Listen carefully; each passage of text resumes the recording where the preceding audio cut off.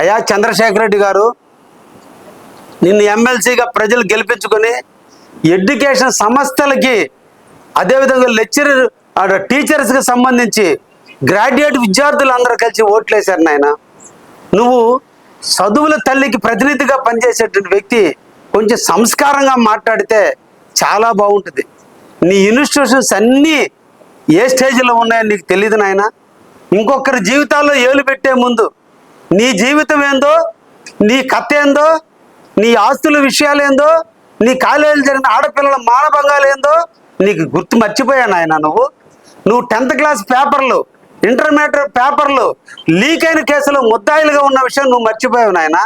ఈరోజు నీ దగ్గర ఉన్నటువంటి రౌడీ షీటర్ల చేత నా మీద మాట్లాడేది కాదు, దమ్ము ధైర్యం ఉంటే నువ్వు మాట్లాడు నా గురించి. బతుకు తెరువు కోసం నీ దగ్గర పనిచేసే 18,000 జీతకాల చేత కాదు మాట్లాడించడం. ఆ విధంగా మాట్లాడితే నా కావలలో 2,43,000 మంది నీ గురించి మాట్లాడతారు.